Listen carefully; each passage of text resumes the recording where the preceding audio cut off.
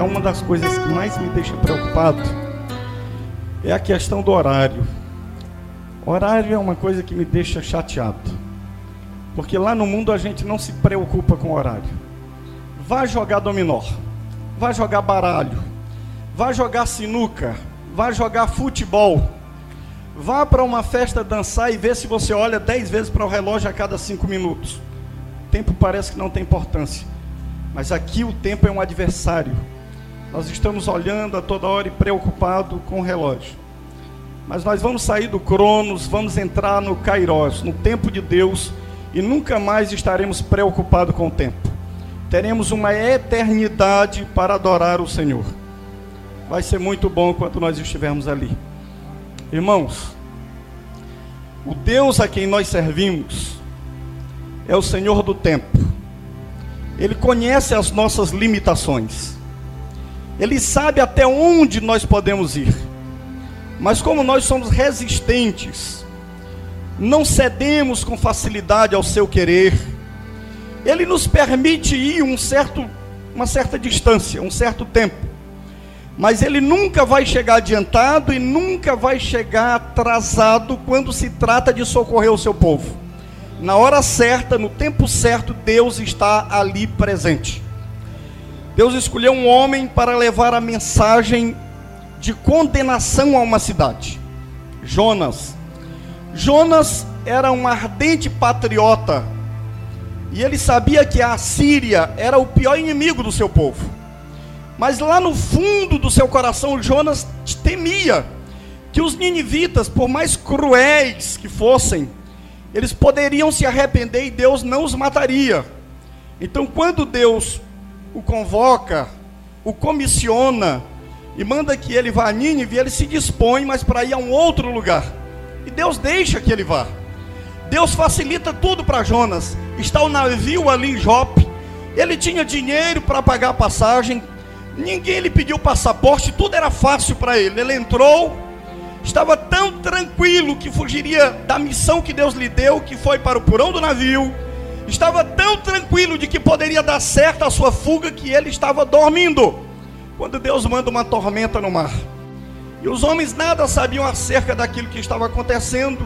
Achavam que era um temporal qualquer desses que acontece no mar, e começaram a jogar fora todas as bagagens, e viram que a coisa era mais séria. Começaram a invocar seus deuses, e não havendo nenhum Deus que respondesse às orações, eles começaram a procurar um culpado dentro do navio.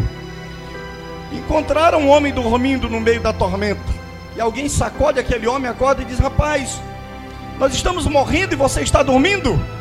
Quem é você? Qual é a tua ocupação? De onde tu vem? Quem é o teu Deus? E ele diz de forma muito simples: eu sou hebreu e temo ao Senhor, o Criador dos céus e da terra. Como Jonas poderia pensar que fugiria daquele que criou os céus e a terra? Então eles dizem: pois clama ao teu Deus, porque nós estamos perecendo. E Jonas disse: não adianta eu clamar, eu sei por que isso está acontecendo. Me lancem no mar, e o mar vai se acalmar. E aqueles homens não querem fazer isto. E aqueles homens oram mais do que o profeta. E aí ele diz: olha, se vocês não me jogarem, não tem jeito. E eles fazem a última oração pedindo a Deus que não imputasse a eles o sangue daquele homem, e o lançam no mar. Então logo Jonas cai no mar. Deus já havia dado ordem a um peixe que tragasse, que engolisse Jonas. E Jonas vai para o ventre do peixe. Os homens seguem seu caminho. A partir daquele dia, alguns homens que não conheciam o Deus de Israel passaram a conhecer e reconhecer que o Deus de Israel era o Deus dos céus e da terra. Então logo Jonas cai no navio, eles fazem um culto a Deus, e eles dão graças a Deus pelo livramento que tiveram. Porque quando um homem de Deus, mesmo na sua rebelião, mesmo que ele não queira, Deus acaba sendo reconhecido como Senhor, e quem está próximo dele acaba glorificando a Deus. E ele vai para a sua solidão. Ele precisou de 3 dias para se quebrantar. No terceiro dia, Jonas reconhece que Deus é mais forte que ele. E ele faz esta oração do capítulo 2. E ele diz: do mais profundo do abismo eu clamei, e tu ouviu a minha voz. Meus queridos irmãos, a verdade da Bíblia é que Deus quer nos abençoar, Deus quer nos dar livramento, mas Deus está esperando que o seu povo clame a Ele. Você quer poder? Você quer cura? Você quer libertação? Você quer vitória? Peça, clame, fale com Deus. Se Deus criou você, sua imagem e semelhança, e você pode falar e você pode ouvir, é porque o Deus que te criou parecido com Ele, Ele quer ouvir tua voz e Ele quer ouvir você. O povo de Israel só saiu do Egito quando eles desejaram sair do Egito, e para que eles desejassem sair do Egito, Deus teve que permitir que a escravidão sobre Israel fosse dura, porque enquanto eles tivessem facilidade no Egito, eles não desejariam sair de lá. Então Deus disse: é chegado o tempo, agora eu vou fazer com que Faraó endureça seu coração e castigue os filhos de Israel, porque eu quero que eles clamem a mim, eu quero que eles peçam a mim, e eu vou tirá-los do Egito. Somente quando o povo de Deus está sofrendo, angustiado, inconformado, é que eles clamam a Deus, mas nunca clamarão e Deus fechará seus ouvidos. Sempre que o povo se volta para Deus, Deus se volta para o povo. Que tempo é esse que nós vivemos? É um tempo em que o povo de Deus precisa clamar.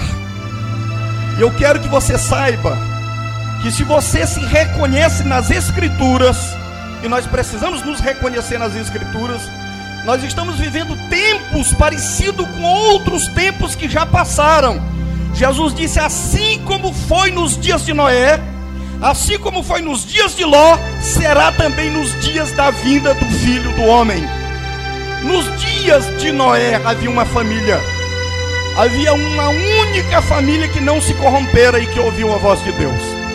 Nos dias de Ló havia um homem que não quis morar em Sodoma, um homem que não quis as riquezas de Sodoma, e ele foi morar em Manre, ele foi morar no deserto. Mas no dia que Elohim veio à sua casa como juiz e anunciou a ele que destruiria Sodoma, aquele homem teve uma preocupação: eu tenho um sobrinho morando em Sodoma, eu não posso permitir que o meu sobrinho seja destruído com os sodomitas. E ele fica bem próximo do coração de Elohim, ele fica bem junto dele, e diz: Senhor, Senhor Deus, juiz de toda a terra, tu destruirias o justo como o injusto? Tu farias isto? E Deus disse: não, não faço isso, Abraão. E ele diz assim: Senhor, se tiver 100 homens justos naquela cidade, tu vai destruir a cidade? Deus diz: não, Abraão, se tiver 100 homens justos, eu não o destruo. E Abraão pensa, diz: 100 é muito, eu vou baixar. Senhor, se tiver 50 homens lá, tu destrói? Deus diz: não, Abraão, não destruo. Mas Deus sabia desde o início que Abraão estava preocupado com a sua família, com seu sobrinho. Então ele chega a 10, Senhor, se houver 10 homens, não destrua, Abraão.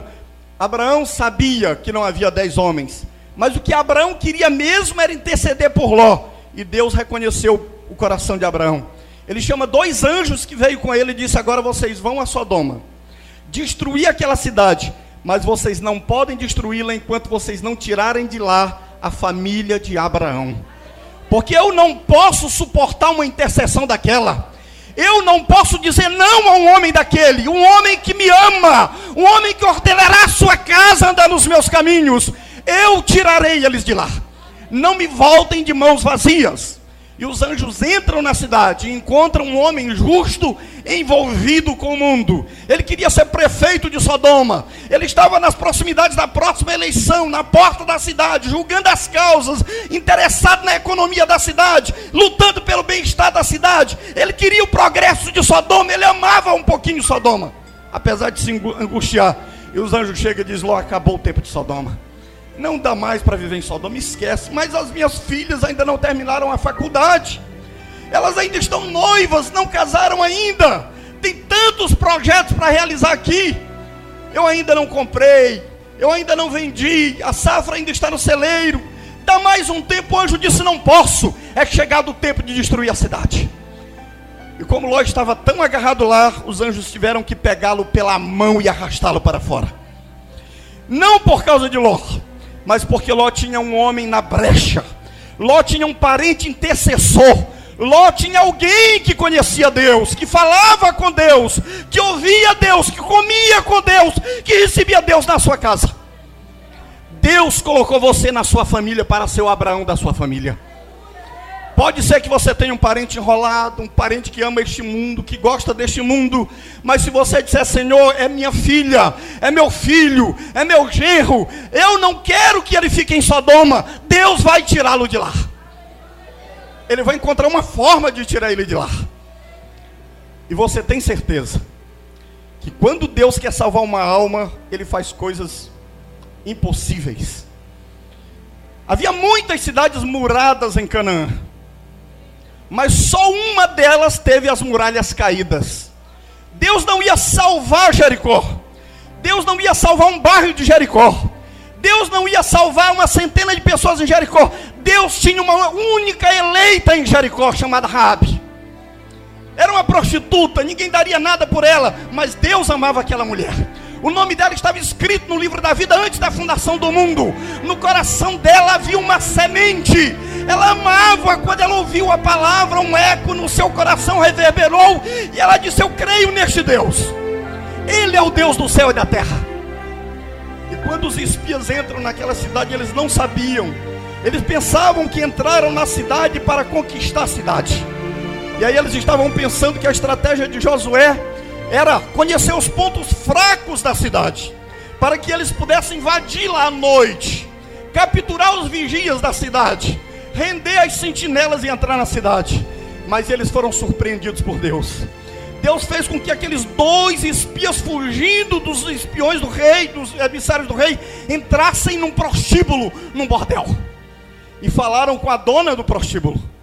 E o nome dela, Raabe. E quando chegaram com ela, a conversa foi diferente. Ela escondeu os homens. Quando os emissários do rei chegaram, ela disse: já foram embora, tão longe.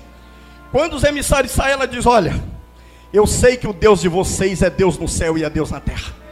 Eu sei que Ele já deu essa terra aqui para vocês, e eu protegi vocês, mas eu quero fazer um pedido a vocês: salvem a minha vida, salvem a vida dos meus pais, salvem a vida dos meus irmãos, salvem as vidas dos parentes da minha família. E eles disseram: olha, mulher, nós vamos fazer um trato contigo. Põe um fio de escarlate na janela da tua casa, e todo parente teu que ficar dentro desta casa, a nossa vida responde pela vida dela. Se tiver dentro da casa, será salva. E quando voltaram, Josué perguntou: como é que fica lá? Como é que estão os sentinelas da cidade? E eles disseram: Josué, nós estamos com um problema sério. É que nós fizemos um juramento perante o Senhor que há uma pessoa naquela cidade que não pode morrer. Josué disse: mas Moisés disse que em Canaã todos têm que morrer, não pode ficar um vivo. Disse: não, mas tem uma família que agora não pode morrer. Há uma mulher que nos hospedou, que nos escondeu, e nós juramos pelo Senhor, e ela não pode morrer. E Moisés já havia escrito na lei que quando Israel tomasse a terra de Canaã, qualquer coisa poderia ser resgatada, mas se estivesse dentro de uma cidade murada, não podia ser resgatada. E eles disseram: agora nós temos um problema, Josué. Moisés disse que estando dentro de uma cidade murada não pode ser resgatada. Nós juramos que ela não pode morrer. E Deus disse: eu vou derrubar os muros da cidade para que ela seja resgatada. Israel passou 7 dias rodeando aquela muralha, não para que eles pudessem invadir a cidade, não para que eles pudessem tomar as fortalezas, não, mas para que uma mulher pudesse ser salva. Quanto tempo nós precisamos orar? Quanto tempo nós precisamos em silêncio esperar em Deus? Mas há um dia que, por mais alta que seja a muralha, você precisa clamar, você precisa gritar, e as muralhas cairão, e aquele por quem você intercede será resgatado. Está chegando esse tempo, o tempo em que o mundo será julgado. E quero que você saiba de uma coisa: a seara da terra está ficando madura, e o mesmo sol que amadurece o trigo, amadurece o joio. É o mesmo sol, a mesma chuva que faz nascer o trigo, faz nascer o joio. Então, não pense que você vai ser retirado daqui, e Deus não sabe separar o joio do trigo. Ele sabe. Quem não sabe sou eu. Ele sabe separar o joio do trigo.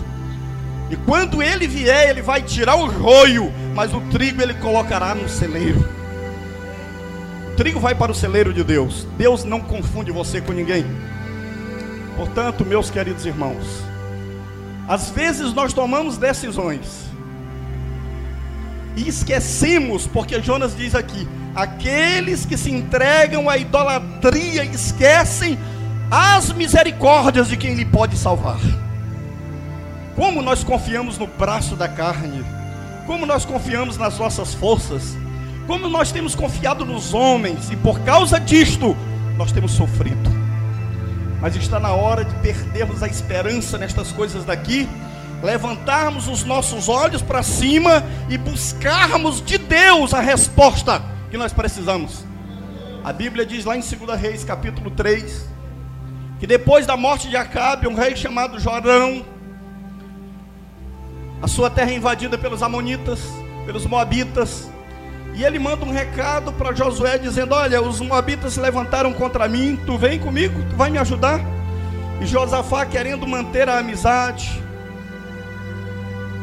querendo preservar os laços de companheirismo, de vizinhança, diz: eu vou, Jorão, o teu povo é como o meu povo, os teus cavalos como os meus cavalos, eu vou para a batalha contigo. E como Edom era um reino tutelado por Judá, Josafá traz o rei de Edom consigo. E Josafá pergunta para Jorão: por onde nós vamos lutar? Ele diz: pelo deserto. Passam 7 dias no deserto andando, e lhes falta água, e eles estão com sede.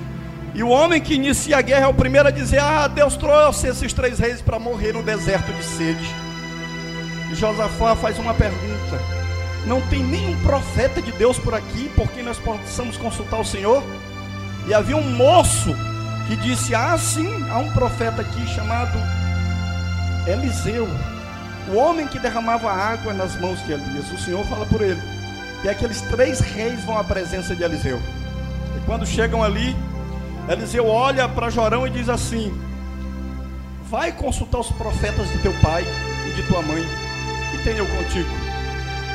Tão certo como vive o Senhor, que se não fosse pela presença de Josafá, eu nem olharia para ti. Mas Josafá pergunta para ele o que fazer. Ele diz: como é que tu consegue te aliar com quem Deus não se alia? Tu consegue gostar de quem Deus não gosta? Tu consegue andar com quem Deus não anda, Josafá? Você está errado, rapaz. Procure boas companhias, procure andar com pessoas que tenham a mesma fé que você. Mas mesmo assim Deus foi misericordioso com ele. Disse: amanhã, a estas horas, cavai covas no vale, porque vocês não vão ouvir barulho de vento e nem de chuva, mas amanhã a estas horas estará cheio de água todo o vale. E eles saíram para cavar covas. E na hora do sacrifício da tarde, diz a Bíblia, na hora da oferta de manjares, eles ouviram que havia água no vale. Agora o Senhor disse: vou fazer isso, mas vocês vão destruir as cidades dos amonitas, vocês vão matar os seus capitães, vocês vão destruir aquela civilização, porque Deus não nos dá uma bênção sem que antes Ele nos dê uma responsabilidade. Eu sei que muitos de nós aqui já entramos em situações que Deus não foi consultado. Fizemos negócio, fizemos compromisso, nos envolvemos em situações e não consultamos Deus. Agora é a hora de consultar Deus. Deus vai dizer não para você, vai virar as costas, não. Deus vai te abençoar. Você precisa receber uma repreensão, você precisa tratar o seu coração, você precisa se alinhar com Deus, mas Deus vai ouvir a tua oração. Deus vai te socorrer. Deus gosta de fazer isso. Ele tem prazer em ajudar o seu povo. Mas eu quero que você saiba que os melhores homens de Deus na Bíblia foram treinados por Deus na escola do sofrimento. Então, meus queridos irmãos, nós estamos falando aqui de um Deus que é todo poderoso, de um Deus que é bom. Não há ninguém melhor do que Ele no universo. Mas você adoece, mas você muitas vezes passa por tribulação e quer questionar a bondade desse Deus. Mas eu quero que você saiba que ainda que Deus permita que você caia, Ele não deixará você caído. Ainda que Ele permita que você sofra, Ele não te deixará no sofrimento. Ainda que ele permita Satanás tocar em você, ele não deixa tocar na tua vida. Quando ninguém mais pode te ajudar, como foi o caso dos 3 jovens lá em Babilônia, ele mesmo desceu para estar com eles no fogo. Ele sabia que um anjo poderia entrar no fogo e não se queimar, mas ele disse: eu faço questão de estar com eles, vai ser eu mesmo que vou estar lá no fogo com eles. Quando Daniel foi lançado na cova, ele sabia que um anjo poderia fechar a boca dos leões, mas ele disse: é o anjo do Senhor que vai estar com ele, sou eu mesmo que vou estar na cova com ele. Portanto, saiba que o Senhor Jesus, que é Deus, porque Saulo de Tarso perguntou: quem és tu, Jeová? Quem és tu? Ele disse: eu sou Jesus a quem tu persegue. Ele está na igreja, porque Paulo estava perseguindo, era a igreja, e Jesus disse: é a mim que você persegue. Então quem toca na igreja está tocando em Jesus. Quem luta contra a igreja está lutando contra Jesus. E quem pode lutar contra Jesus e prevalecer? Então, meus amados irmãos, quero que você saiba de uma coisa: Deus te trouxe, não perguntou nada sobre tua genealogia, nada sobre os teus antecedentes.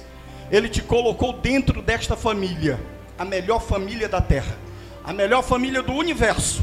Te deu um nome muito melhor do que filhos e de filhas. Está escrito lá em Isaías: darei a eles um nome melhor do que filhos e filhas, porque você é a esposa dele. Você é a pessoa que vai ter mais comunhão com Deus na eternidade. Ninguém como você. E fez de você um membro do corpo dele aqui na terra. E agora, as únicas mãos que Deus tem aqui são as suas. Os únicos pés que ele tem aqui são os seus. A única boca de Deus é a sua boca. Você agora é uma escritura viva. Você é a palavra em carne humana, lida por todos os homens. Você é o sal desta terra. Você é a luz deste mundo. Você é a única esperança da tua família. Você é a única esperança do teu trabalho. Um certo juiz muito justo em uma cidade, que fazia justiça quando ele punia os criminosos. A máfia seduziu o povo, pagou pessoas para vaiá-lo quando ele saía do tribunal, chamando ele de carrasco, de injusto. E ele parou e disse: vocês podem não me amar, mas eu tenho um lar, e eu tenho uma mulher, e eu tenho filhos, e eu tenho irmãos que me amam. O mundo pode não gostar de você, e não pode gostar mesmo, mas saiba, você tem um Jesus que gosta de você, e você tem uma família aqui na terra que gosta de você. Você não é mais órfão, você tem família. O Espírito Santo que está em você e está em mim nos torna família de Deus. E na família, ninguém pode jogar contra o time. Existe um personagem no futebol chamado goleiro. Quando os jogadores fazem as burradas, quando eles erram, quando o zagueiro falha, ele fica na trave para consertar o erro de todo mundo. E quando um zagueiro faz um pênalti e ele vai defender o pênalti, ele abre os braços para dizer: aqui não passa nada. Jesus Cristo fez o papel de goleiro. Quando eu errei, quando você errou, quando nós falhamos e Satanás quer entrar, ele diz: aqui não, eu não aceito acusação contra eles. Eles estão defendidos, protegidos, eu sou a sua defesa. Então, queridos irmãos, você é Abraão destes dias. Você é o Abraão desses dias. E Abraão recebeu Deus na sua casa. Ló não pôde receber. Ló recebeu anjos, mas não recebeu o Senhor. Mas Abraão recebeu o Senhor, porque a casa de Abraão era convertida. Abraão diz para sua mulher: faz um bolo, e ela corre e faz o bolo. Traz a coalhada, e ela corre e traz a coalhada. Mas quando os anjos chegaram na casa de Ló, você não vê menção da mulher de Ló, porque a mulher de Ló estava na novela das 8. A mulher de Ló tinha que ver um pouquinho do carnaval. A mulher de Ló precisava de um pouquinho de diversão. As filhas de Ló estavam bebendo vinho de Sodoma, e ficou Ló sozinho recebendo os anjos. Mas eu e você somos Abraão. Lá na nossa casa, Deus tem que ter a atenção da nossa mulher, dos nossos filhos. A nossa atenção, ele tem que ser bem-vindo na nossa casa. Sabe quando ele é bem-vindo? Quando você consegue pegar a palavra dele e ler. uma carta apaixonada para você. Quando você consegue chamar seus filhos, suas filhas, sua mulher e falar do amor de Deus, aí ele é bem-vindo na sua casa. Porque nós muitas vezes, irmão, chegamos aqui tão cansados, com uma pressa tão grande do culto terminar, querendo que Deus faça tudo emergencialmente, porque nós estamos na época de panela de pressão, de micro-ondas, tudo tem que ser rápido, nós não temos tempo para nada. Deus não se modernizou. Deus não se modernizou. O método de Deus é o mesmo de antigamente. Ele tem segredos, mas os segredos do Senhor são para aqueles que têm intimidade com Ele. Você não pode ter intimidade com o homem a menos que você tenha tempo, que você converse com Ele. Então Deus está querendo que o seu povo tenha intimidade com Ele, porque nós não somos consumidores de Deus. Nós vamos para um cinema porque tem um clima. Nós vamos para um cinema porque a elite vai para o cinema, porque o filme é do nosso gosto. E nós saímos dali muito super críticos. Mas na igreja não pode ser assim. Na igreja você vem e a sua expectativa é: será que ele gostou do meu culto? Será que ele recebeu minha adoração? Será que ele vai se agradar do meu louvor? A sua preocupação é com a audiência de Deus. Você não está aqui para saber se alguém cantou afinado, desafinado, se a mensagem foi longa, foi curta, se o pregador estava bem vestido ou não. Mas se Deus recebeu o teu culto. Essa é a nossa preocupação. Porque ninguém veio aqui para sentar em cadeira, para ocupar espaço, porque não tinha nada a fazer em casa. Nós viemos aqui para ser treinados por Deus, para adorarmos a Ele com perfeição. Foi isso que nós viemos fazer aqui. Nós temos que ter óleo, azeite de reserva nas nossas lâmpadas. Você sabe de uma coisa? Há crentes que não gostam de culto. Ele vem uma vez na semana e está satisfeito. Aí Deus permite que ele vá para o leito da enfermidade. E ele fica dizendo: eu queria tanto que o irmão viesse me visitar. Queria tanto que o irmão viesse aqui cantar um hino. Eu queria tanto que o irmão chegasse aqui e lesse um versículo.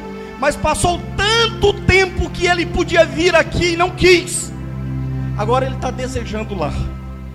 Queria, mas o tempo passou. Eu quero falar para você que ainda pode andar com suas pernas. Você que pode andar de pé, de bicicleta, de moto. Você que ainda pode se movimentar. Você está caminhando para a velhice. Você está caminhando para a morte.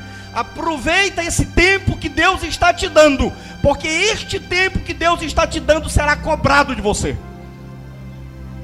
Deus vai exigir de mim e de você o que nós temos feito com esse tempo. Onde nós estamos investindo o nosso tempo, a nossa inteligência, o nosso talento.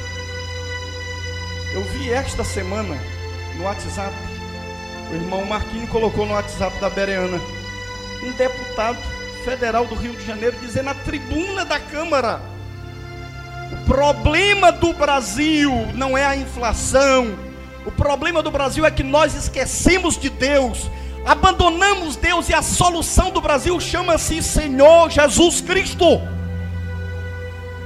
Não me importa, ele disse, que vocês pensem que eu estou pregando, eu sou um cristão, e a solução do Brasil chama-se Jesus Cristo. O cristão não pode se envergonhar do evangelho em nenhum lugar, onde ele estiver.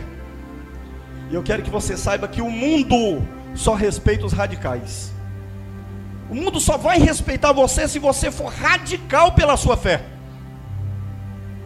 Porque nós estamos vivendo na época da formação da segunda besta. A segunda besta é a imagem da primeira, é uma besta ecumênica.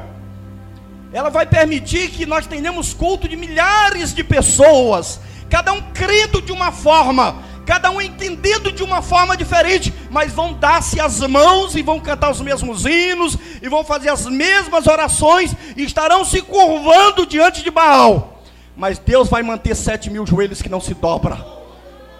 Há um remanescente que nunca vai se dobrar. Aqueles que não podem ser enganados.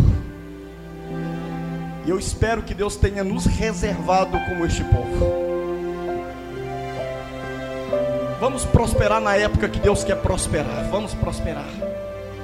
Vamos pregar na época que temos liberdade de pregar. Vamos pregar. Vamos aproveitar o tempo. Porque Deus criou o mundo e deu estações para o mundo. Há uma época de plantar, há uma época de regar, há uma época de colher. Nós nascemos, crescemos, amadurecemos e morremos. Quantos homens depois de velho quer fazer o que não fez quando era jovem? Não vai dar certo. Não vai dar certo. Era um homem bonito que qualquer moça olhava e queria casar com ele. Não quis casar. Todas as moças tinham defeito. Agora que ele tem 50 anos, ele quer casar com uma menininha de 15. E ela olha para ele, vê um maracujá maduro, não quer mais. Porque ele perdeu o tempo. Ele perdeu a oportunidade. Aquele tempo era o tempo dele, ele não quis. Agora não dá mais. Quantos dizem, Senhor, Senhor, se tu me prolongasse, se tu me desse mais. E o Senhor está dando agora para você. Então, meus queridos irmãos, que nós possamos reconhecer quem nós somos. Eu quero que você, quando o livro for aberto, e o livro está sendo aberto, Deus está abrindo o livro. Ele deu um livro aberto para João. O livro estava selado lá no capítulo 5, mas no capítulo 10 de Apocalipse o livro está aberto. E quando o livro está aberto, você pode ver o seu nome no livro. Porque a Bíblia é um álbum de família, você tem que se ver na Bíblia. Você tem que se ver naquele livro. É o livro da genealogia dos filhos de Deus. Você tem que estar lá. Agora, se você está naquele livro, se você faz parte desta família, você tem uma herança. Agora, se você é do povo da aliança, você é daqueles que saiu do Egito, mas não entrou em Canaã. Porque importante não é só sair do Egito, importante é entrar em Canaã. De 600 mil homens que puxavam da espada, só 2 podiam entrar em Canaã. Olha a disparidade. Segundo Hebreus, eles não entraram por causa da incredulidade.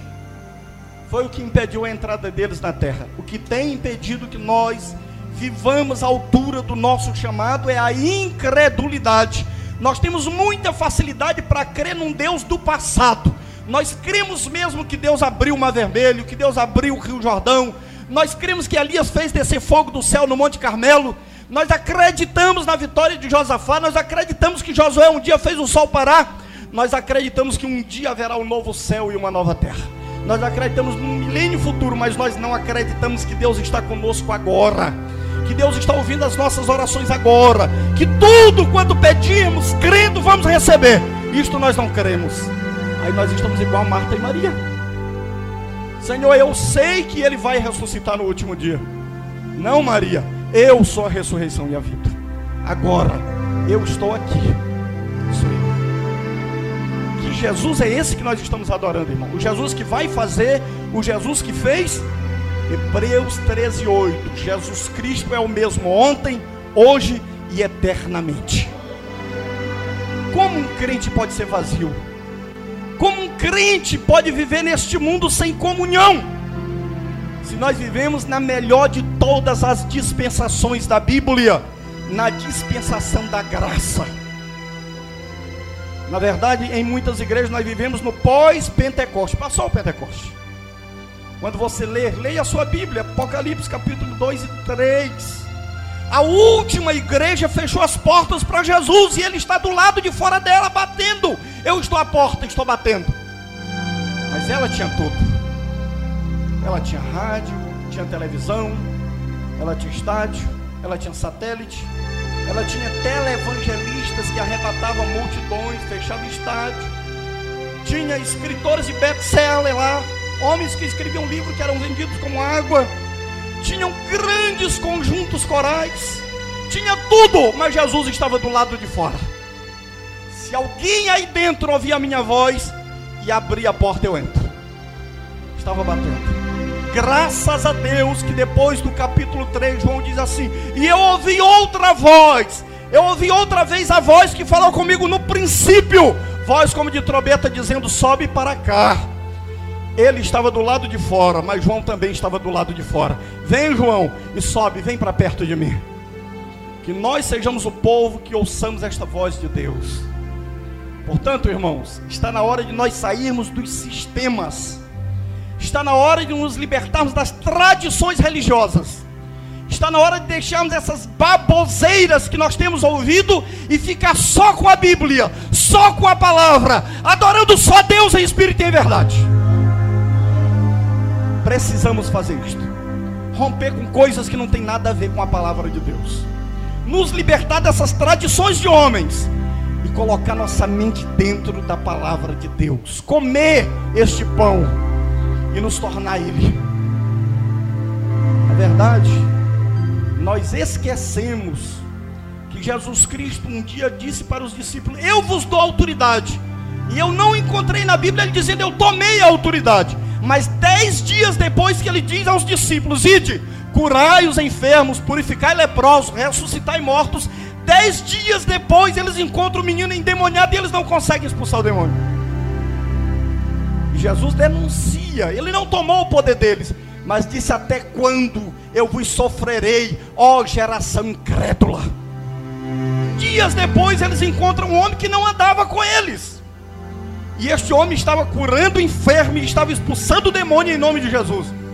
E Pedro e João chegam e dizem: para com isso, tu não faz parte do nosso time, tu não está no nosso grupo, como é que tu está fazendo isso?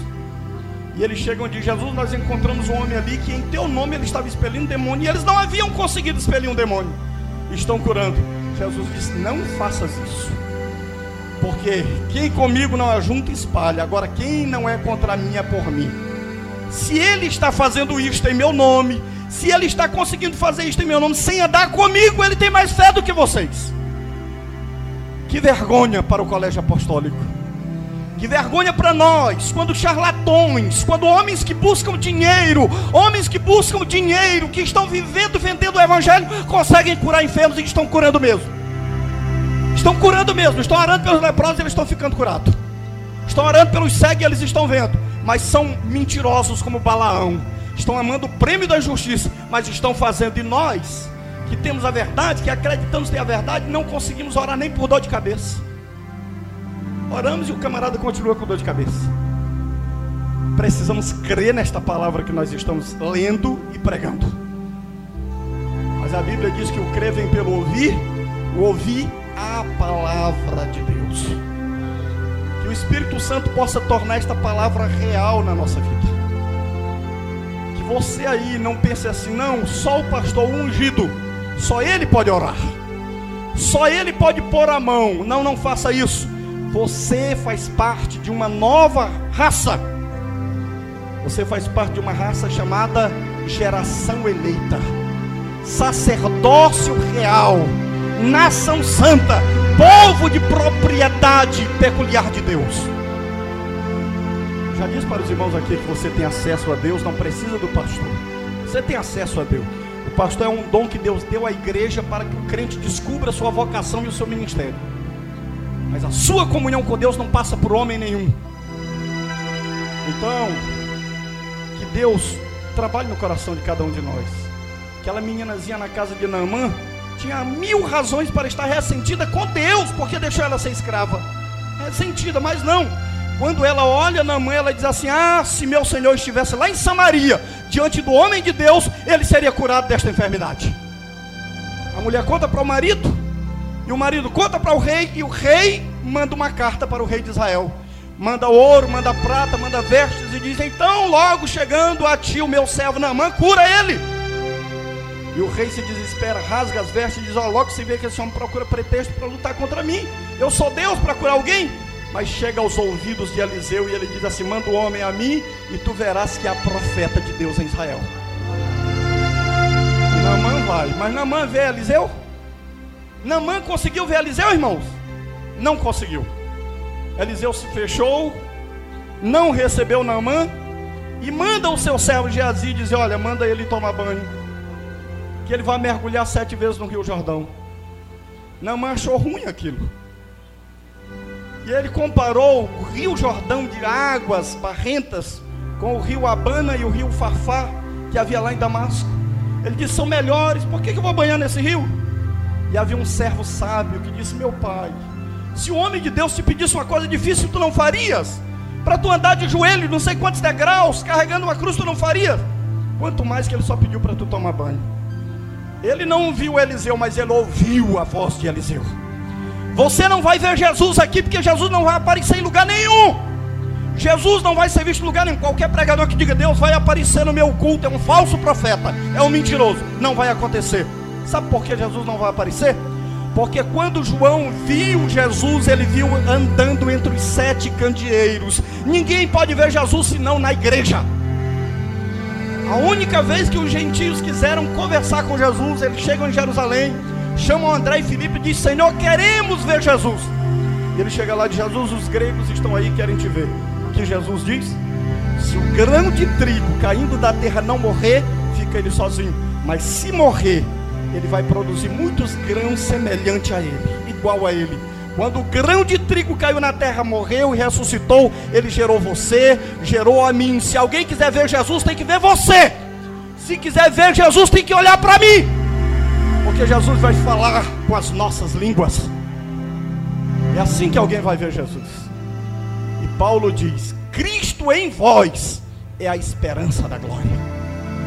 Esse é o mistério da piedade. Então, irmãos, que esta cidade de Boa Vista possa reconhecer que Deus tem um povo, que Deus tem uma família aqui.